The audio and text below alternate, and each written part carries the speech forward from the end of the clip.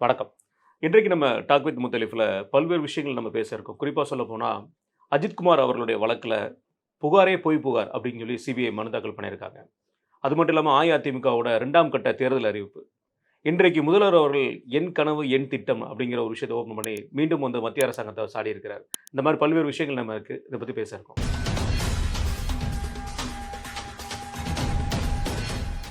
அண்ணா வணக்கண்ணே. வணக்கம். அண்ணா, அஜித்குமார் அவருடைய வழக்கு. காவல் மரணம் அப்படிங்கிற ஒரு விஷயத்தையும் இன்னைக்கு கன்ஃபார்ம் பண்ணியிருக்காங்க சிபிஐ. புகார் பொய் புகார்ங்கிற ஒரு விஷயத்தை தூக்கி போட்டிருக்காங்க. இது எப்படி பார்க்குறீங்க? இது அப்பவே விசாரணையில நீங்க பல விஷயங்கள இவர்கள் மறைத்தார்கள். அதுக்கு பிறகு அது பெரிய பிரச்சனையா கோர்ட்ல வரைக்கும் போய், கோர்ட் கடுமையாக பல விஷயங்களை கண்டிச்சு, அதுக்கப்புறம் தான் சிபிஐ விசாரணைக்கு மாத்துனாங்க. இவர்கள் எந்த வகையில் ட்ரை பண்ணாலும் அது முடியல. அப்ப சிபிஐ வந்து வழக்கை நேரடியாக எடுத்த பொழுது, அப்பவே விசாரணைகள்ல பல இதில வந்து பலரும் அந்த பையன் எவ்வளோ நேரம் இருந்தான்? சாவியே அவன் வாங்கி அவன்ட்ட வண்டி இல்ல. இந்த மாரி பல விஷயங்கள் வெளிப்பட்டுச்சு. அந்த அம்மாவும் பேட்டியில பல விஷயங்கள சொல்லுச்சு.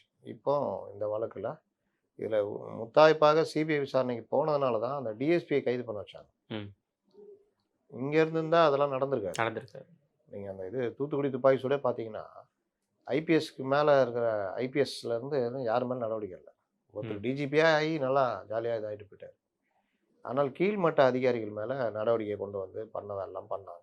எப்பவுமே நம்ம அடிக்கடி சொல்றது, ரோட்ல கூட ஆரம்ப காலங்கள்ல பத்திரிக்கையாளரா இருக்கும்போது, இந்த தேவையில்லாம இது பண்ணுவாங்க.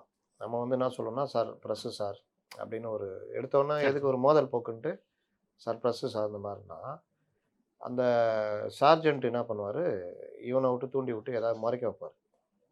அப்போலாம் நான்லாம் ஒரே வார்த்தை தான் சொல்லுவேன். சாதாரணமா போக வேண்டிய விஷயத்த நீங்க மோதல் போக்கா மாத்துறீங்க. ம். இது ஒரு வேளை பெரிய பிரச்சனை ஆச்சுன்னா, ம். நீங்க தான் மாட்டிக்குவீங்க. நீங்க பேசுற வார்த்தைக்கு உங்க மேல தான் கம்ப்ளைண்ட் கம் வரும். உங்க உங்க மேல தான் எங்களுக்கு கோவமே வரும். ஒண்ணா உங்கள ஒரு ஆணையிட்டு நிக்கிறாரு பாருங்க அந்த அதிகாரி. அவரு தப்பிச்சுக்குவாரு. அவரே உங்களுக்கு இது சர்வ் பண்ணுவாரு. மெமோவோ, எல்லாமே இல்ல குடுத்தாங்க. சார்ஜ் மெமோவோ ஏதோ ஒண்ணு சர்வ் பண்ணுவாரு. அதனால நீங்க மாட்டிக்காதீங்க. உணர்ச்சி வசப்படாதீங்க. நாங்க வந்து உங்களுக்கு எதிரி இல்ல. பிரஸ்ன்றோம், இந்த மாரி விஷயம்ன்றோம். நீங்க அத மீறி வார்த்தைய விடுறதோ, இல்ல அவர் அதிகாரி இருக்காரு, அவர் சொல்லிட்டாருன்னு பண்ணீங்கன்னா, நாளைக்கு வழக்கு கிழக்குன்னு வந்தா அவரு ஒதுங்கிக்குவாரு. நீங்க தாங்க மாட்டுவீங்க. எப்பவுமே அ அரசு எந்திரம் வந்து அதிகாரிகள காப்பாத்த பார்க்கும். ம். உங்கள மாரி ஆளுங்க தான் மாட்டிக்குவீங்க பார்த்துக்கணும். பல பேர் புரிஞ்சுக்குவாங்க. இல்ல சார் நான் எதுக்கு சொன்னேன் இல்லங்க. இப்ப பேசுறீங்களே இந்த துணி இருந்தா நல்லாருக்கும். நல்லா தான் இருக்கும். நாங்களும் ஒண்ணும் அந்த அதிகாரம் பண்ணல.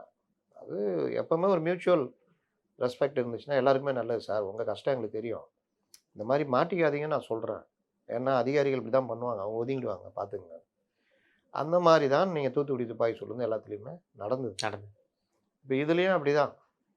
யாரு இவங்களுக்கு நான் அஜித்குமாருக்கும் இவங்களுக்கும் பகையா? இவங்களுக்கு உள்ளுக்குள்ளேயே ஒரு வெறி இருக்கும். அக்யூஸ்ட்னா அடிக்கணும்னு. குறைந்தபட்சம் அந்த பையன் ஃபர்ஸ்ட் டைம் அஃபெண்டரா? இல்ல ரெகுலர் அக்யூஸ்டா? அப்படின்னு. ரெகுலர் அக்யூஸ்ட்னா கூட கை வைக்க மாட்டாங்க. ஃபர்ஸ்ட் டைம் அஃபெண்டர் தான் கை வைக்கிறது அடிக்கிறது. வழக்கம். அப்ப ரெகுலர் அஃபெண்டர் வந்து பழகிட்டு இருப்பான். அவனுக்கு தெரியும். இந்த இது அப்படிலாம் யாரு இன்னும் வந்து போனோம்னா, "என்ன சார்? வணக்கம் சார். என்ன சார்?" அப்படின்னு அந்த மாரி போகும். இவன் வந்து ஃபர்ஸ்ட் டைம் அஃபெண்டர்னா அவங்களுக்கு தெரியணும். சரி அடிச்சு கொல்ற அளவுக்கு அவ்வளோ பெரிய இது கிடையாது. கேஸும் கிடையாது. கேஸும் கிடையாது. அப்போ இதெல்லாம் நடக்குதுன்னா, எங்கேயோ யாரோ சொல்லி தான் அப்போ பலிகடாவானது யாரு? அடித்தவர்கள். அடித்து கொன்றவர்கள். அப்போ அது அதோட முடிச்சிருக்கும். சிபிஐல போனோம்னா, யார் உத்தரவிட்டது? எங்கேருந்து உத்தரவு வந்தது? எல்லாம் ஃபோன் ரெக்கார்ட்லேருந்து, கால் ரெக்கார்டு மற்ற விஷயங்கள் எல்லாம் எடுத்து, எவ்வளோ தூரம் போணுமோ போயிட்டு இது பண்ணேன். அதனால இந்த மாரி விஷயங்கள்ல அ சாதாரணமா போ வேண்டிய விஷயங்கள அசாதாரணமா ஆக்கி உயிர் போற அளவுக்கு பண்றதெல்லாம் வந்து தேவையற்ற விஷயம் தானே. கண்டிப்பா. நாளைக்கு 2வது நான் இதில கூட கார்ல வைத்திருந்த நகைய தான் காணோம்னு சொல்லி அந்த அம்மா கம்ப்ளைண்ட் குடுத்ததா சொல்லப்பட்டது அந்த நேரத்தில. அப்படி பார்த்தா அது காணாமல் போன வழக்கு தான். அது கன்ஃபார்ம் ஆகுறதுக்கு முன்னாடி திருட்டுங்கிறத நம்ம குடுக்கவும் முடியாது. ம். அப்படி இருக்கும்போது இந்த அடிக்கிற அளவுக்கு கொண்டு போய் விட்டதுங்கிறது பெரிய ஒரு இல்ல இதா அந்த அம்மா குடுத்தது எடுத்துட்டான்ற மாரி தானே. அது திருடிட்டாங்கன்ற மாரி தானே. அது திருட்டு திருடிட்டாங்க. வழக்கா தானே பதிவு பண்ணணும். ஒரு காரு நீங்க போய் ஒரு இடத்துல பார்க்கிங் விட்டு ஒரு கடைக்கு ஷாப்பிங் போயிட்டு வந்து பார்க்குறீங்க. காணோம்னா, காணாமல் போச்சு, திருடு போச்சு. ஏதாவது ஒண்ணு தான். பட் ஆனா இன்வெஸ்டிகேஷன்ல அப்படி கொண்டு வர மாட்டாங்களா? அப்படிதான் கொண்டு வருவாங்க. அவங்க தான் யார் அக்யூஸ்ட்ன்னு சொல்றாங்கல்ல. ஆ. இவர்ட்ட தான் சாவி குடுத்தேன். இவர் தான் வண்டிய கொண்டு போய் விட்டு வந்து சாவி குடுத்தாரு. திரும்ப ஏறும்போது காணோம். அதனால இவர் தான் இவர் தான் எடுத்தாருன்னு. எடுத்திருப்பாரு. ஆனா இவருக்கு வண்டி ஓட்ட தெரியாது. வேற ஒருத்தர் வண்டி ஓட்டுறது. இந்த மாரி விஷயங்கள்லாம் இருக்குல்ல. இல்ல அப்படி கொடூரமா அங்கங்க கூட்டு போய் வச்சு, அது தோப்புல வச்சு பண்ணணும்னு அடிக்கிற அவசியம் இல்ல. அளவுக்கு பண்ணணும்னு அவசியம் இருக்குது. சிசிடிவியில் அழகாக மாட்டுறீங்க, அதுக்கு ஒரு வண்டி கொண்டு வர்றீங்க, அதுக்கு ஒரு டிரைவர் முதற்கொண்டு அப்புறமா அரெஸ்ட் பண்ணாங்க. ஞாபகம் ஆமா. இருக்கா?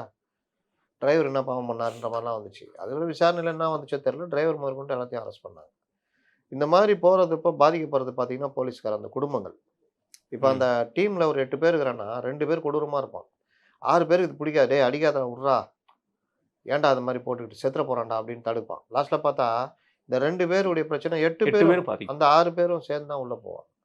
இந்த மாதிரிலாம் நான் பார்த்துருக்கேன். பலர் அப்புறாணியா இருப்பான். அந்த டீம்ல இருப்பான். ஆமா. அவனுக்கு அது பிடிச்சிருக்காது. ஏன்டா போட்டு அடிச்சுக்கிட்டு அப்படின்னு. ஆனா சில பேர் இதுக்குன்னே வார்த்தை எடுத்த மாரி வந்திருப்பான். ஸ்டேஷன்லயே அவன விட்டு தான் அடிக்க விடுவாங்க. மத்தவங்க ரொம்ப பேரு இந்த அடிக்கிறதே விரும்ப மாட்டாங்க. அது கை கால் உடைக்கிறது தனி ஆட்கள். அது தனியா தனி ஆள். ஆளுக்கு. சில கொடூர மனசு வந்து ரொம்ப போலீஸாருக்கு இருக்கவே இருக்காது. ஓகே. அவங்களுக்கு பிடிக்காது. என்னடா போட்டு இந்த மாரி அவன போட்டு அடிச்சுக்கிட்டு அப்படி இப்படின்னு. சில பேர் இதுக்குன்னே செஞ்ச மாரி இருப்பாங்க. இருப்பாங்க. ஆனா மாட்டுறது யாரு பார்த்தீங்கன்னா, எல்லாம் ஒரு ஸ்டேஷன்ல லாக்அப் டெத் நடக்குதுன்னா, அடிச்சே கொன்னுட்டாங்கன்னா, யார் யாரு பணியில இருந்தாங்களோ எல்லாரும் இருப்பாங்க. ஒட்டுமொத்த ஆளுகளும். அப்ப அவங்க வீட்ல கேட்டீங்கன்னா சொல்லுவாங்க. அவர் பாவங்க அப்புறம் யாரும் இது பண்ண மாட்டாருங்க.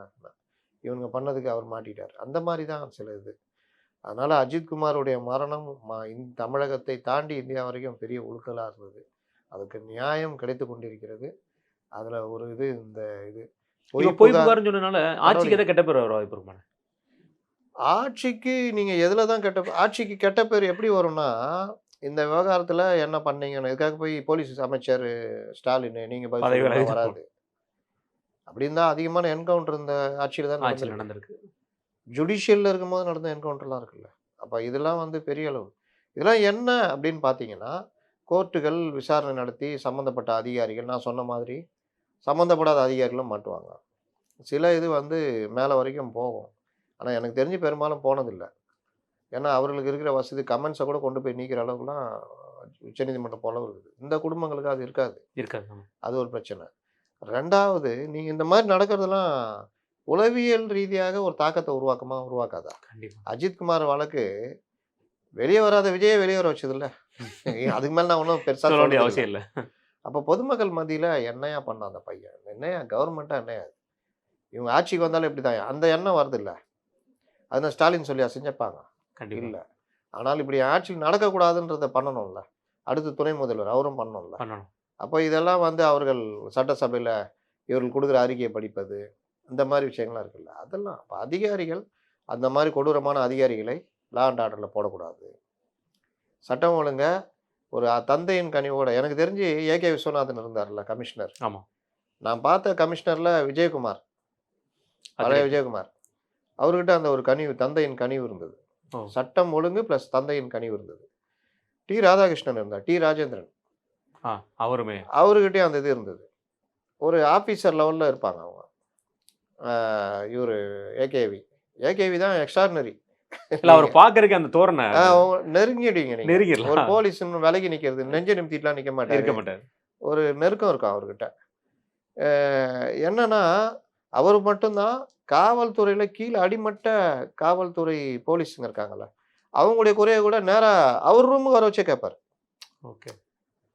ஒரு தடவ ஒரு எஸ்ஐய ஒரு அம்மா எஸ்பிஐயோ ஏதோ தேசியமயமாக்கப்பட்ட வங்கியில அந்த மேனேஜரு, அந்த கிளர்க்கோ யாரோ அதிகாரி.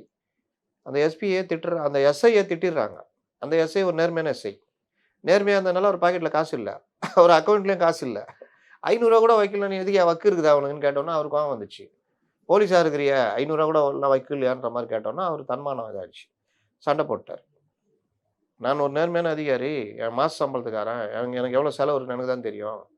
உங்க இஷ்டத்துக்கு நான் ரூ. 500 வைக்கணும். நீங்க எப்படி என்ன ஒரு போலீஸ் அதிகாரி இருந்து எப்படி கேட்பீங்க? அப்படின்னு தகராறாகி அந்த செய்தி பரவுது.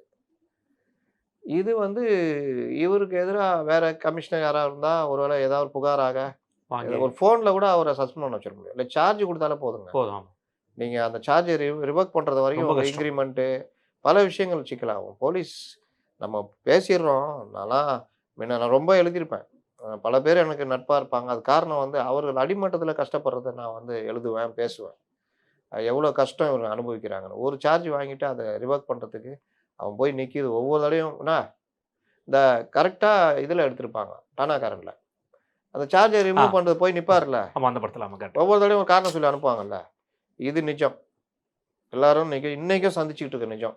சில அதிகாரிகள் இப்ப டிஜிபி லெவல்ல இருக்கிற அதிகாரிகள் மொத்தமாக புகாரை வாங்கி மொத்தமாக ரிவர்க் பண்ணி ரிவர்க் விட்டு பண்ணிடுறாங்க. போயிட்டே இருப்பாங்க. அவனுக்கு பெரிய சந்தோஷமா இருக்கும். அது டிஜிபியில் அந்த மாதிரி பல பேர் நான் பார்த்துருக்கேன். அப்போ இவருகிட்ட நான் சொல்கிறேன், சார் ஒருத்தன் ரூ. 500 இல்ல, நான் இதுன்றான். நான் உடனே விசாரிச்சுட்டேன், ஃபோன்ல பேசுறேன். அந்த தம்பி கதர்றாப்புல. இந்த மாரிங்க, இந்த மாரி பேசிட்டாங்க சார். நான் இந்த மாரி கஷ்டப்படுறேன். நான் ரூ. 1 வாங்க மாட்டேன் சார். எனக்கு லேண்ட் ஆர்டர் கூட வேணாம் சார்.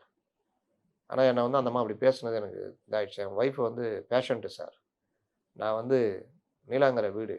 என்ன தூக்கி அண்ணா நகர்ல போட்டுருக்காங்க. நான் அவங்கள காலைல பார்த்துட்டு எல்லாம் பண்ணிட்டு ஸ்கூலுக்கு அனுப்பிச்சுட்டு நான் வந்து அவ்வளோ மன உளைச்சல்ல ஒர்க் பண்ணிட்டு ஆமா. இருந்தேன் சார். நான் உடனே இவருக்கு ஃபோன் பண்ணி, சார் இந்த மாரி விஷயம். ஏங்க ஒரு பத்திரிக்கையாளனா நானு எந்த ட்ரான்ஸ்ஃபருக்கும் போனதில்லங்க. அதாவது எனக்கு அதிகாரி தெரியும்னு சொல்லிட்டு ட்ரான்ஸ்ஃபருக்கு போய் துட்டு குடுத்து பண்றதோ, இல்ல வேற பஞ்சாயத்துகள் போனதே கிடையாது. ஒரு 2 தடவ பார்த்துருப்பேன். ஆனால் இது மாதிரி விஷயங்கள நான் கொண்டு போயிருக்கேன். அது அவருக்கும் தெரியும், பலருக்கும் தெரியும். ம். அன்னைக்கு பத்திரிக்கையில என் கூட ஒர்க் பண்ணவங்களுக்கும் தெரியும், போலீஸ்காரங்களுக்கும் தெரியும். ஒரு அம்மா கேன்சர் ஏதோ ஒரு நோய், பெரிய நோய், உயிர் போற நிலைமை. சங்கீதான்னு நினைக்கிறேன் அவங்க பேரு. உயிருக்கு போராடுறாங்க. உடனே சார் இந்த மாரி. நான் பார்க்குறேன்னு போய் பார்த்தாரு. அவருடைய சொந்த காசுல ஒரு 2,50,000 என்னமோ குடுத்தாரு.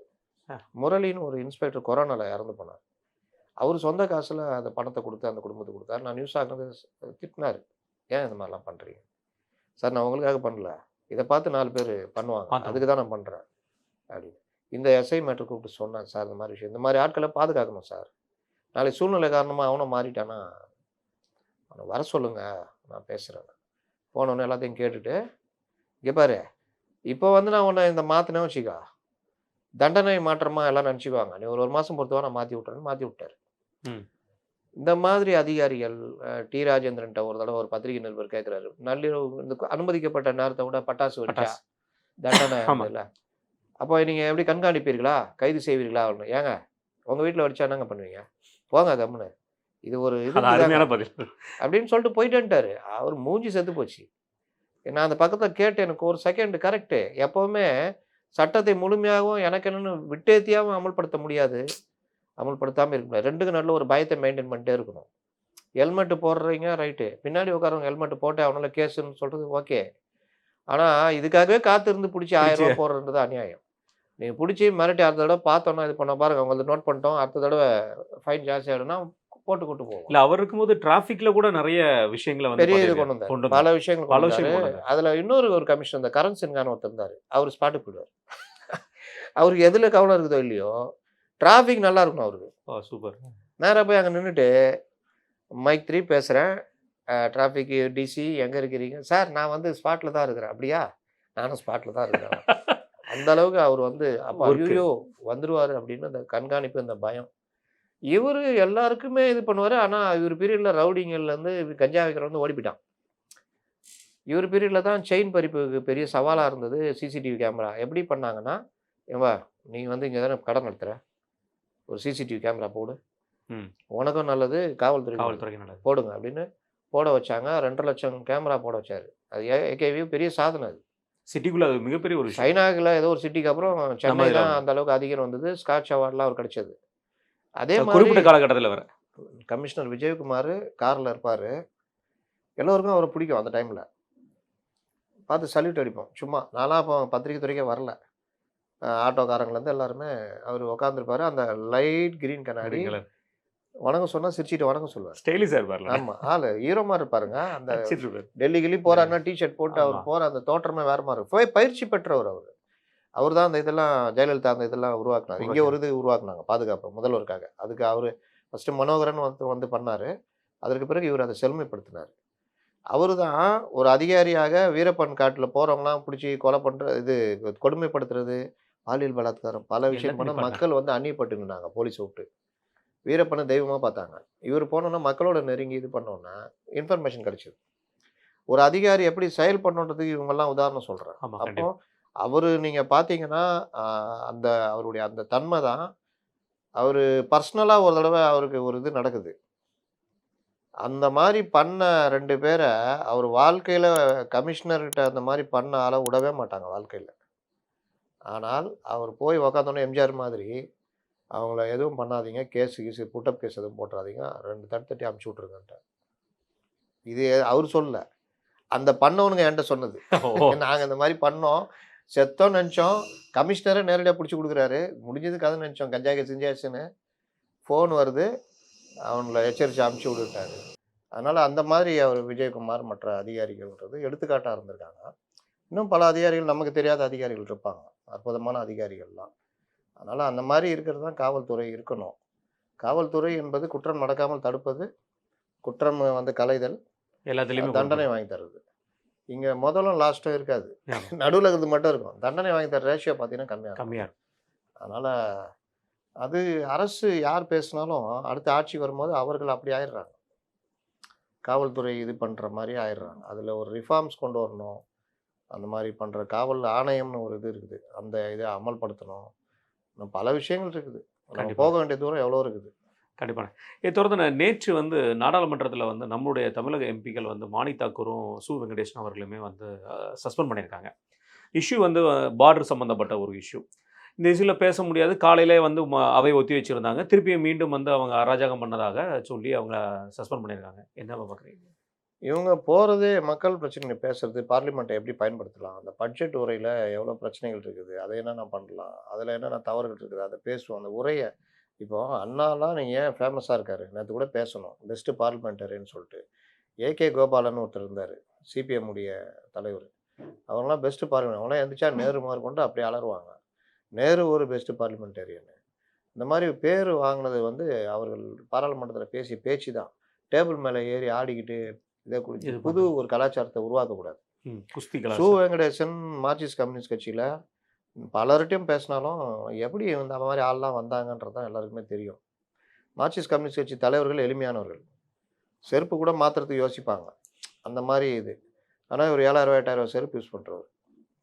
அ வந்ததே வேற ரூட்லருந்து. அதனால அது அடுத்து இது திமுககாரரா மாறி போயிட்டாரு. அடுத்து அதனால தான் அடுத்த இது குடுத்தாங்க. அப்ப இந்த மாரி நபர்கள் இந்த கீழடிய வச்சுட்டு உருட்டிக்கிட்டு இப்படி தான் பண்ணுவாங்க. மக்கள் பிரச்சனை என்னன்னு பார்த்தா, மதுரை மாநகராட்சியில அவ்வளோ பெரிய ஊழல் நடந்தது. என்ன பண்ணாரு அவரு? ஒண்ணுமே கேட்கல. அப்போ இந்த மாரி ஆளு. மாணிக் தாகூருக்கு எப்படியா காங்கிரஸ் தலைவர் ஆயிடணும்னு ஆசை. இந்த ஏதாவது மாரி அதிரடி டேபிள் மேல பண்ணியாரு. ஏறி ஆடுனா தான் அவர இது பண்ணுவாங்க. இன்னொன்னு சம்சா, கட்லெட் நல்லா இருக்கும்னு சொல்லியிருப்பாங்க. சரி ஆமா. அப்ப என்ன பண்றது? ஏதாவது பண்ணிட்டு வெளிய போயிடலான்னு. அவங்க பார்த்தாங்க, நீ டெய்லி கேன்டீன்லயே இரு. ஆ. நீங்க வர வேணாம்னு சஸ்பெண்ட் பண்ணி விட்டாங்க. இந்த கடுமையான நடவடிக்கைலாம் எடுக்கலன்னா, இது வந்து ஓவரா போயிட்டுருக்கும். ராகுல் காந்தி இந்த நரவாணை மேட்டரு, இந்த மேட்டரு, இந்த மாரி விஷயங்கள வெளியில பேச வேண்டிய விஷயம்லாம் சபையில கொண்டு வந்து இது பண்ணி, அதுக்கு பதில் சொல்லணும். அத பெருசாக்கி, லாஸ்ட்ல சபைக்கான அந்த பட்ஜெட் கூட்டத்தொடருக்கான அடிப்படை விஷயங்கள் வந்து வெளியில போற ஏற்பாடு தான் இருக்குது. இந்த மாரி சில்லுண்டி வேலைகள், வாட்ஸ்அப் தகவல்கள வச்சு பேசுறது, எப்ஸ்டீன்ல உங்களுடைய வீடியோ இருக்குதான்னு வீடு கேட்கறது, இந்த மாரி இது. நேத்து ஒருத்தர் என்ட்ட சொன்னாரு, மோடி வீடியோ இருக்கு. பார்த்தீங்களா நீ?" "நான் பார்த்தேன்." நீங்க "நீங்க காமிச்சிட்டாங்க. பார்த்தீங்களா?" "எதுங்க?" ஒரு அம்மா வந்து நிப்பாங்க. ஒருத்தர் வந்து நிப்பாரு. தோள் மேல கை போட்டோமான்னு. "அது இல்லங்க வேற." "சரி காமிங்க பார்ப்போம்." பார்த்தா அதே வீடியோ. இந்த வீடியோல என்ன இருக்கு சொல்லுங்க? அது வந்து குழந்தைகளை பாலியல் ரீதியாக இது பண்றதுக்கான அந்த இது. எஃப்சிஎன்னோட அதை தாண்டி இந்த மனித மாமிசம் சாப்பிடுறது. இதெல்லாம் மனப்பிறழ்வு இருக்கிற ஒருத்தன் தான் பண்ணுவான். இதுல இவர கொண்டு போய் இணைச்சுட்டு இந்த மாரி பேசுறது, அது அகில இந்திய தலைவர்கள் அது மாரி பேசுறது எப்படி சரியா இருக்கும்? முதல்ல கனெக்ட் இது பண்ணி கரெக்ட்டா இத எடுத்து போட்டீங்கன்னா, அது வேற விஷயம். அதுக்கு நீங்க போடுற வீடியோ சமூக வலைதளத்தில, அவரு அப்ப சிஎம்மா இருக்கும்போது பழைய ஃபோட்டோவா இருக்குது. அவரு வந்து அவங்கள வர சொல்லுங்கன்றாரு. ஃபோட்டோ எடுக்கிறதுக்கு வர சொல்லுங்க. அந்த அம்மாவ கூப்பிடுங்கன்றாரு. ஆமா. அந்த அம்மா வந்து கிட்டத்தட்ட 1 அடி கேப் விட்டு நிக்குது. அப்புறம் அவங்க கணவரோ யாரோ வந்து நிக்கிறாரு. 2 பேர் கூட நின்னு ஃபோட்டோ எடுத்துக்கிறாரு. அப்புறம் அவரு கேட்கிறாரு, "உங்க தோள் மேல நான் கை போட்டுக்கவான்னு." போட்டுக்கங்கன்றாரு.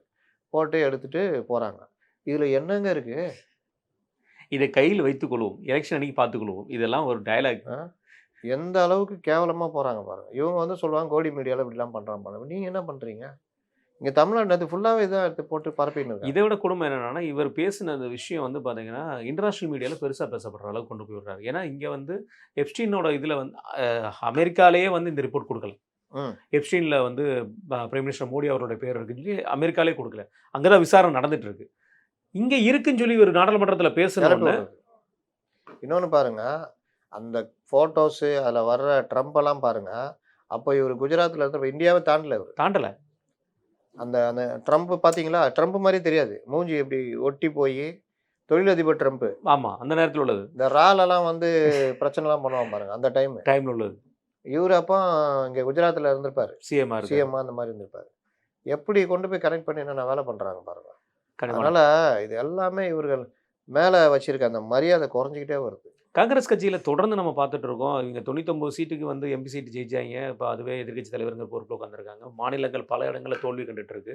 அதற்கு வந்து காங்கிரஸோட தலைமை மேல நமக்கு என்னைக்குமே ஒரு கேள்விக்குறி இருந்துச்சு. இப்ப தமிழ்நாட்ட பொறுத்தவரைக்கும் நம்ம பார்த்துட்டு இருக்கோம். பிரவீன் சக்கரவர்த்தி அவர் தான் தாவேகா தலைவர். தாவேகா வந்து இப்ப தனிச்சு நின்னா கூட 18% ஸ்போக்ஸ் பர்சன். Spokesperson. தாவேகாவுடைய ஸ்போக்ஸ் பர்சன். இப்போ அவர் என்ன சொல்றாரு, 18% வச்சிருக்காங்க. ஏய் அப்போ 40% சொன்னாங்களா அது? அது அப்புறம் 27%ன்னு தந்தி சொன்னாங்க. டிவில டேய், சொன்ன என்னடா தங்க விலை மாதிரி ஏறுது இறங்குது. இன்னைக்கு ரொம்ப இறங்கிட்டு இருக்குது. வீழ்ச்சி அடைந்து பங்கு சந்தை 18 வீழ்ச்சி ஆயிட்டு 18%. ஆனால் அதை வைத்துக்கொண்டே அவர்கள் ஆட்சியை பிடிப்பார்கள். இவர் சொல்றாரு. மூன்றாவது பெரிய சக்தி அவர் வரலாம். 18% வச்சுக்கிட்டு ஒரு என்ன எம்எல்ஏ கூட பண்ணுவாங்க? ஜெயிக்க முடியாது. ஒரு எம்எல்ஏ கூட ஜெயிக்க முடியாது. ஒரு தொகுதியில் 2 லட்சம் வாக்கு வருதுன்னா 36,000 வாக்கு வாங்குவீங்க. சீமானே வாங்கியிருக்காரு. ஆமா. அப்போ இந்த 18% வச்சுட்டு ஒண்ணுமே பண்ண முடியாது. Deposit safe. இந்த முட்டுச்சந்து நாயகர் பிரவீன் சக்கரவர்த்தி தாவேகாவுடைய ஸ்போக்ஸ் பர்சனா மாறி இதை பண்றாரு. காங்கிரஸ்காரன் நான் கேட்குறேன், கொஞ்சம் கூட வெக்கம் இல்லையா? உங்க கட்சியில இருந்துட்டு ஒரு ஆளு இன்னொரு கட்சிக்கு ஸ்போக்ஸ் பர்சனா ஒர்க் பண்ணிட்டு இருக்காரு. குறைந்தபட்சம் அவர் மேல நடவடிக்கை நடவடிக்கை எடுக்கிறீங்க. எடுக்கணும். ஒரு கட்சி கூட்டணியில இருக்கிறீங்க. அந்த கட்சி உங்களை அடிமைத்தனம் பண்ணா காலில் விழுறீங்க. திடீர்னு நெஞ்ச நிமித்திக்கும் போது அதுல பேச்சுவார்த்தை நடக்கும்போது அதை உடைக்கிற மாதிரி பண்ற ஆட்கள் மேலே நடவடிக்கை எடுக்க மாட்டேங்கிறீங்க. ஆனா தளபதி பேசினார்னு அவர் மேல நடவடிக்கை எடுக்கணும்னு கேட்குறீங்க. அப்போ உங்க இதுல இவ்வளவு பேர் இவ்வளவு பேசிக்கிறாங்களா, அவங்க மேல நீங்க நடவடிக்கை எடுத்தீங்களான்னு கேட்டா மௌனமா இருக்காங்க. கேட்டா இங்க ஜனநாயகங்க. உங்க தலைவர் இந்திரா காந்தியுடைய பேரை தூக்கிட்டு கலைஞர் பேரை வைக்கிறாங்க. அதை எதிர்த்து அதிமுக போராடுது. நீங்க அதனால இந்திரா காந்தி அவங்க அம்மா பேரே அவங்க அதிமுக போராடினால கலைஞர் பேரை நீக்கிட்டு மறுபடியும் இந்திரா காந்தி பேரை வச்சதுக்கு செல்வ பெருந்தகை திமுகவுக்கு நன்றி சொல்றாரு. உள்ளபடியே நீ அதிமுக நன்றி சொல்லணும். உங்க அம்மா பேரை எடுத்துட்டு வச்சதுக்கு பக்கத்து வீட்டுக்காரர் போராடுறாரு. நீங்க மறுபடியும் அவங்க வேற வழி இல்லாம வச்சதுக்கு எடுத்துட்டு ஏன் எடுத்த ஏன் வச்சேன்னு கேட்கல. அவருக்கு போய் நன்றி சொல்றாரு. காங்கிரஸ் நிலைமை இவ்வளவு கேவலமாவா போகணும்? அதாவது படுமோசமா இந்த மாதிரி இந்த பிரவீன் சக்கரவர்த்திலாம் நான் சொன்ன பல தடவை சொல்லியிருப்பேன். பீகார்ல முட்டுச்சந்து கூட்டு போனது பிரவீன் முக்கிய சக்கரவர்த்தி பங்கு. தான். ஓட் ஷோர்னு இதமா பிடிச்சிதான் இந்தம்மா சுத்தி நிக்குது இப்போ. யாரு? மம்தா பானர்ஜி. நீ கோர்ட்ல போய் வாதாடி இருக்காங்க. அதான் Single அது அது வேற லெவல். அது அந்த அம்மாவை நீங்க எதுலையுமே சேர்க்க முடியாது. அது இந்த மாதிரிலாம் வேலை பண்ணி தான் ஆட்சி பிடிச்சது. இப்போ தேர்தல் நெருங்குதுல, அதான் கேட்குறான், ஏம்மா மயக்கம் போட்டு உள்ளியா, இனிமேதான் கால் அது நடக்கும். தடிக்கலாம் உள்ளியா, மண்டையில் அடிப்படலையா அப்படின்னு. ஏன்னா இந்த ஸ்டண்ட்லாம் பண்ணிக்கிட்டே இருக்கும். இப்போ அதில் ஒரு ஸ்டண்ட்டு தான் நம்மாலே விட்டாப்ல. ஆமா. எஸ்ஐஆர் படிவெல்லாம் போட்டார்ல, இதுக்கு மேலே இவருக்கு பயம் பயம் வந்துச்சு வேணும்னு. அந்த அம்மா அது நீக்கிட்டாங்க, இதை ஸ்பெல்லிங் நீக்கிட்டாங்க. மிஸ்டேக்லாம் தப்புங்கறாங்க. ஆ அப்படி இருந்தாலும் நீங்க சேர்த்துக்கணுங்கிற. ஆமா நீக்கிட்டாங்க. அதுனா இன்னைக்கு போங்க உச்சநீதிமன்றத்தில். இன்னைக்கு நீ முதல்வராக பார்க்க மாட்டாங்க. போயிட்டு இருக்கு, கேஸ் போயிட்டு இருக்கு. பிடிச்சி வச்சு செய்ய போகிறாங்க பாருங்க. கண்டிப்பான. இதை தொடர்ந்து அதிமுகவுடைய 2ஆம் தேர்தல் அறிக்கை இன்னைக்கு வந்து ஒரு 5 அறிக்கை விட்டுருக்காங்க. அதில் வந்து குறிப்பாக சொல்ல போனால் கல்வி கடன் ரத்து. அது வந்து போன ஆட்சியில் மிகவும் பெரிதாக பேசப்பட்ட ஒரு விஷயம். 2021 திமுக தேர்தல் அறிக்கை பேசப்பட்டதோடு சரி, அதை செயல்படுத்த முடியலை திமுகவால். இன்னைக்கு கல்வி கடன் ரத்துங்கிற ஒரு விஷயத்தை சொல்லியிருக்கிறாங்க. மாதம் 3 வருடத்துக்கு 3 சிலிண்டர் 100 ரூபா தரேன். சிலிண்டருக்கு அவங்க சொன்னது அது தரல. இவங்க சிலிண்டர் இலவசம்ங்கிற ஒரு வார்த்தையும் சொல்லியிருக்காங்க. இந்த ஒரு 5 தேர்தல் அறிக்கை கொடுத்துருக்காங்க. அவரு ஒவ்வொரு தடவையும் இவர்கள் வந்து வழக்கமான நடைமுறை போவோம், தேர்தல் அறிக்கை தானே வெளியிடுவார், நம்ம பார்த்துக்கலாம்னு உருட்டிட்டு இருக்கும் போது அவர் முதல்ல அறிவிப்பே பார்த்தீங்கன்னா மகளிருக்கு 2000 மகளிர் 2000 மண்டை கிருகிருன்னு ஆயிடுச்சு அவங்களுக்கு. அதுக்கு வந்த கோவம்லாம் பார்த்தீங்களா? கடுமையாக அதெல்லாம் நியாயமா நேர்மையா? ஐயோ என்ன நியாயமா நேர்மையா? நீங்க என்ன பண்றீங்க? அவர் அறிவிச்சாரு, நீங்க என்ன பண்றதுன்னு தெரியாம உருட்டின்னு இருக்கிறீங்க. நீங்க அறிவிச்சாலும் இனிமேல் நம்ப மாட்டாங்க. ஆமா. சிலிண்டருக்கு 100 ரூபா தரேன்னு சொல்லி 100 ரூபானா எவ்வளோங்க ஆகுது? ஒரு குடும்பத்துக்கு 1200 ரூபா ஒரு ரேஷன் அட்டைக்கு. இது ஒரு மாசத்துக்கு எடுத்தீங்கன்னா 2.25 கோடி இன்ட்டு 100 ரூபா ஒரு மாசத்துக்கு. எல்லாரும் ஒரு மாசத்துக்கு சிலிண்டர் வாங்க மாட்டாங்க. சில குடும்பம் 2 மாசம் கூட வாங்கும். ஆமா. அப்போ சராசரியா போட்டிங்கன்னா ஒரு ஃபேமிலிக்கு 700 ரூபா நீங்க செலவழிப்பீங்க ஒரு மாசத்துக்கு, ஒரு வருஷத்துக்கு. அதை கொடுத்தா உங்களுக்கு பேர் இருந்திருக்கும், வாக்குறுதியில் ஒன்று நிறைவேற்றினு. பண்ணீங்களா? டீசலுக்கு 5 ரூபா குறைச்சது, அது இன்னும் அனுபவம் இல்லை. இங்கே இவர் அதெல்லாம் தூக்கி ஒரு 8 அடி 10 அடி பள்ளம் தோண்டி போயிட்டாப்போ 3 சிலிண்டர் இலவசம். ஒரு ஃபேமிலிக்கு சராசரியாக 6 சிலிண்டர் வாங்குவாங்க ஒரு வருஷத்துக்கு. பெரிய ஃபேமிலியாக இருந்தால் 9 சிலிண்டர் வாங்குவாங்க. இன்னும் பெரிய ஃபேமிலினா 12 சிலிண்டர். அதெல்லாம் ரொம்ப ரேர். சுடுதண்ணிலாம் வைப்பாங்க தெரியுமா, அந்த மாதிரி ஃபேமிலியாக இருக்கும். இது வந்து நீங்கள் 6 சிலிண்டர் பெரிய விஷயம். 2 பேர் இருக்கிற ஃபேமிலியில் 4லேருந்து 5 தான். அப்போ 3 சிலிண்டர் இலவசம்னா நீங்கள் யோசிச்சு பாருங்கள். ஒரு குடும்ப அட்டைக்கு பெரிய லெவலில் அது ஒரு அவங்களுக்கு பெரிய ரிலாக்ஸேஷன் ஆகும். கிடைக்கும். 3000 கொடுக்குறாரு ஒரு ஃபேமிலிக்கு ஒரு வருஷத்துக்கு. இப்பவே அது கன்ஃபார்ம் ஆயிட்டு. அப்படிதானே கணக்கு. இது ஒரு பார்ட்டு. 2வது மாற்றுத்திறனாளிகள் வாங்கிய கூட்டுறவு வங்கி கடன்கள் தள்ளுபடி. எவ்வளோ பெரிய விஷயம். ஆண், பெண் பலருக்கும் தொழில் முனைவோர். இப்போ புதுசாக அவங்க கடனை தள்ளுபடினா புதுசாக அவங்க கடன் வாங்கலாம், தொழில் முனைவராக மாறலாம். இது பெண்களுக்கு ஸ்டார்ட் அப், அதாவது சிறுபான்மை சமூகத்தை சேர்ந்த பெண்கள் தொழில் தொடங்க திட்டம். ஒரு சிறுபான்மை எனக்கு தெரிஞ்ச ஒருத்தவங்க ரொம்ப கஷ்டப்பட்டுக்கிட்டு இருக்கிறாங்க. ஏதோ அப்படி தள்ளிக்கிட்டு இந்த இது அவங்க அடுத்த கட்டத்துக்கு போகிறதுக்கு அவங்களுக்குள்ள ஒரு தயக்கம், இந்த மாதிரி பல விஷயங்கள். அவங்களுக்கு விஜய் பிடிக்கும். நம்ம பேசுகிறதுல கொஞ்சம் தடுமாற்றம் இருக்குது. திமுகவுக்கு போன தடவை ஓட்டு போட்டவங்க சிறுபான்மை, இந்த தடவை விஜய்க்கு போடணுன்னு இருக்காங்க. இப்போ நான் அவங்க அனுப்பிச்சி விட்டேன். இப்போ விஜய் வரவே மாட்டார். ஆமாம். விஜய்க்கு நீங்கள் போட்டாலும் இவர் தான் வரப்போகிறார். இவருக்கு போட்டிங்கன்னா ஒரு சிறுபான்மை வாக்கு கிடைக்குதுன்னா பெண்களுக்கு, சிறுபான்மை பெண்களுக்கு தொழில் தொடங்க கடன், வட்டியில்லா கடன் எவ்வளோ பெரிய யூஸ் நம்மளால் வாங்கி தர முடியும். அனுப்பிச்சி விட்டேன். இப்போ இந்த மாதிரி விஷயங்கள் அந்த பெண்கள் சிறுபான்மை சமூகத்தினர் மத்தியில் ஒரு பெரிய, இன்றைக்கி எல்லாரும் தொழிலில் போட்டி போட்டுருக்காங்க. அட ஒரு கடை வைக்கணும்னு வச்சுக்கோங்க, சின்ன கடை, அது ஒரு கிடைச்சது நல்லது தானே. ஆமாம். அதே மாதிரி 1 2 இது ஜல்லிக்கட்டு 10 ஏற்கனவே அறிவிச்சிருந்தாரு, அதை இன்றைக்கி அறிவிச்சிட்டாரு. 10 லட்சம், காயம்பட்டா 2 லட்சம், அரசாணையை வெளியிட்டு நடத்துகிற ஆன்லைன் மூலம் ரத்து நேரடியான இது மானியம் வந்து 5 லட்சம் ரூபா அப்படின்னு அறிவிச்சிருக்காரு. 1 2 3 முதியோர் உதவித்தொகை 2000 ரூபா. இங்கே முதியோர் உதவித்தொகை நிறுத்தி வச்சுருந்தாங்க, ஞாபகம் இருக்கா? முதியோர் உதவித்தொகை கிடைக்காம கஷ்டப்பட்டவங்களாம் உண்டு. அதுக்கப்புறம் கடைசி காலத்தில் இப்போ ஏதோ சாகுற டைமில் சங்கரா நம்ம ஏதோ அவுத்து விட்டாங்க. இப்போ அதை வந்து ஒரு 2000 ஆக்கியிருக்காரு. அது வந்து எவ்வளோ பெரிய ஒரு விஷயம். இந்த இந்த இந்த மாதிரி விஷயங்களும் ஒன்றும் இது கண்ணா ட்ரெய்லரே எப்படி இருக்குதுன்னா மெயின் பிக்சர் எப்படி இருக்குங்கிற மாதிரி. அது தொடர்ந்து நான் பேட்டி கொடுக்கும்போது அவர் வார்த்தை சொல்லியிருந்தார். தாவேகா தலைவர் விஜய் அவர்களை பற்றிய விஷயங்கள் கேட்டாங்க. நம்மளுக்கு தான் கேட்டுருவாங்களே, கொளுத்தி போகிறதுல பெரிய ஆளுங்க போட்டுறாங்க. அதுக்கு அவர் சிம்பிளாகவே முடிச்சிட்டார். அவர் என்ன சொன்னார்னா, ஒரு வார்த்தை, எப்போ அவர் எங்களை ஊழல் சக்தின்னு சொல்லலை, சொன்னால் பார்த்துக்கலாம் அப்படிங்கிற மாதிரி ஒரு வார்த்தையை சொல்லியிருக்காரு. அதே மாதிரி நான் என் மேலே இருக்கிற கேஸு நான் உச்சநீதிமன்றத்தில் போய் நான் நிரூபிச்சுட்டு வந்துருக்கேன். அதே மாதிரி எங்களுடைய முன்னாள் முதல்வர் அம்மா ஜெயலலிதா அவர்களை ரோல் மாடலாக எடுத்துட்டு எங்களை எப்படி அவர் ஊழல் சக்தின்னு சொல்ல முடியும் அப்படிங்கிற வார்த்தையை கேட்டிருக்காரு. எப்படி பார்க்குறீங்க? அதனால ஒன்று உருட்டினார் பார்க்கலாம். 2017 பிறகு 21 இவங்களுக்கு வந்து டிஎம்கே ஸ்லீப்பர் செல்லு தான் இவங்களை இயக்குறாங்க. திமுக தான் இயக்குதுன்னு வச்சுக்கோங்க. இந்த ஸ்லீப்பர் செல்லுகள் தான் போய் பேச்சை எழுதி வாங்கிட்டு வரான். இவர் நான் விஜய் உட்காந்து ரிசர்ச் பண்ணி வந்து பேசுகிறார். இல்லை, மக்கள் நீதி மையமாவது எலெக்ஷனுக்கு அப்புறம் தான் கண்டுபிடிக்க முடிஞ்சிச்சு. அது வரைக்கும் கொஞ்சம் டஃப் கொடுங்கடா. இது ஸ்லீப்பர் செல்லுன்னு தெரியுது. போய் எழுதி வாங்கிட்டு வந்து கொடுத்து அதில் வந்து அந்த மைண்ட் செட்டில் இருக்க நீங்கள் நல்லா பாருங்கள். அடிமை அதிமுக, அமித்ஷா திமுகன்றதெல்லாம் இவருடைய நரேட்டிவ்னா ஸ்ட்ராட்டஜி. அதிமுக ஒன்றும் இல்லைன்னு காமிச்சு பிஜேபி எதிரியாக நிறுத்துறது தான் ஸ்ட்ராட்டஜி. அது பெரும்பாலும் எடுபடவே இல்லை. அந்த இதை வந்து கையில் எடுத்துக்கிட்டு இவர் பேசுகிறார். இதுதான் விஷயம். அதனால் ராசா மாலன் வெளியே வா ராசா, வெளியில் வந்து இது வந்து ஆக்சுவலாக ஸ்டாலின் சொல்லணும். ஏன்னா அவரை பத்திரிகையாளர் சந்திக்க சொல்லுங்கள், அப்புறம் நாங்கள் சந்திக்கிறோம். நேற்று சந்திச்சிட்டாப்புல. ஆமாம், செட் பண்ணாரா செட் பண்ணலையோ போவாராம், கூப்பிடுவாங்களாம். உடனே வந்து என்ன அப்படின்னு வரான், இந்த மாதிரி விஷயம் நான் யாரும் எதிரியாக நினைக்கல அப்படின்ட்டு போவாராம். செட்டப் தான் இருந்தாலும், ஏன்னா அவன் கேட்குறவன் பார்த்தாலும் நமக்கு தெரியும். பட்ஜெட்டை பற்றி ஒரு கேள்வி கேட்டாங்க, அதுக்கும் அழகான பதில். அதுக்கு அதான் ஏற்கனவே மனப்பாடம் பண்ணி முன்னால் பண்ணுறாருல, அதனால் அதை சொல்லிட்டாரு. அதுவும் இதெல்லாம் 2 கேள்வி தான், அவ்வளோதான். இந்த ஆணவ கொலை கொன்றுவேன், அக்கடேஷன் கார்டை பிடிங்கிட்டு அனுப்பிச்சு. Oh no no. அப்போ சரி பேசிட்டாரா? நீ பேசு அருண்ராஜ் சார், எங்கே இருக்கீங்க? உங்கள் தலைவர் வர சொல்லுங்கள் சார். நீங்கள் வேறு போய் அதிகாரிகளை முறைச்சிட்டு இருக்கிறீங்க, தேவையில்லாத வம்பு இருக்கிறீங்க. இன்னும் இந்த கவர்மெண்ட்டை பற்றிலாம் தெரியாமல் இருக்கீங்க. நாளை காலையில் வீட்டு வாசல் தட்டுவாங்க. என்ன 3 செக்ஷன் சார், அவர் மிகுந்த மன உளைச்சலுக்கு ஆளாகி தற்கொலை செய்கிற அளவுக்கு போயிட்டார் சார். நீங்கள் வந்து அவர் அவதூறாக பேசியிருக்கிறீர்கள், அரசு ஊழியரை பணி செய்ய விடாமல் தடுத்திருக்கிறீர்கள், மிரட்டி இருக்கிறீர்கள். முடிஞ்சு இதில் வேறு கேமராவில் பதிவு செஞ்சுருக்கீங்க. ஆமாம், கேமரா ஆதாரம் இருக்குது. அதனால் உங்களை நான் கைது பண்ணுறேன் சார்னா ஒன்றும் பண்ண முடியாது.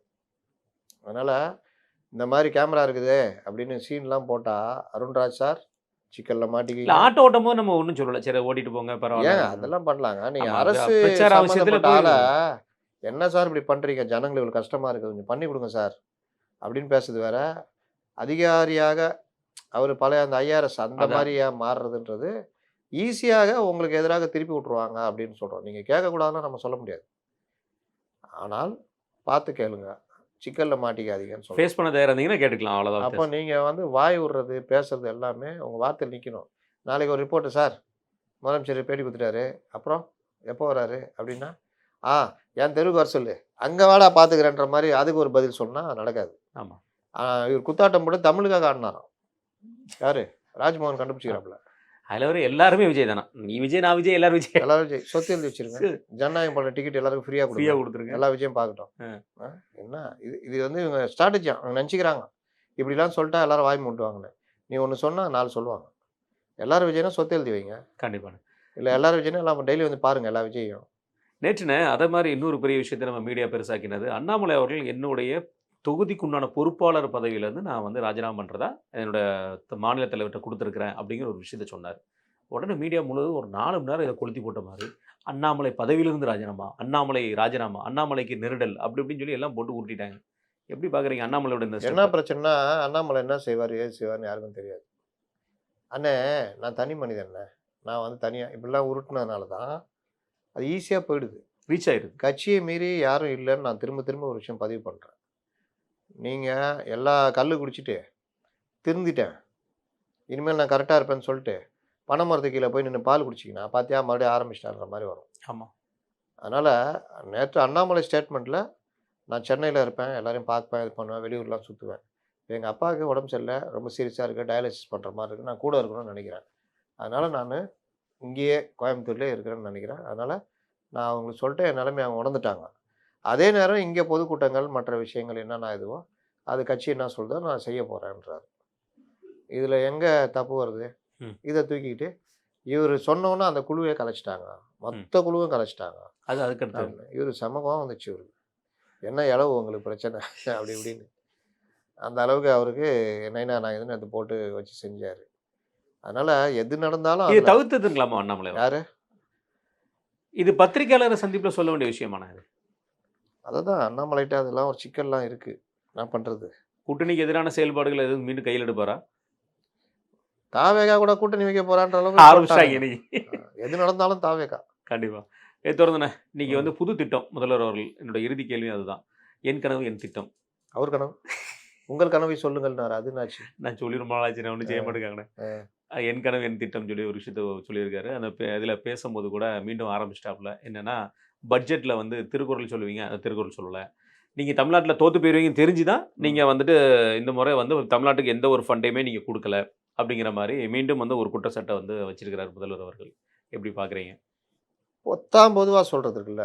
இப்போ ரயில்வே திட்டங்களு, தமிழ்நாட்டுக்கான தொழில் முதலீடுகள், இன்னும் அகில இந்திய லெவல்ல எல்லா மாநிலங்களும் கிடைக்கக்கூடிய விஷயங்கள்ல தமிழ்நாடுக்கும் கிடைக்க போகுது.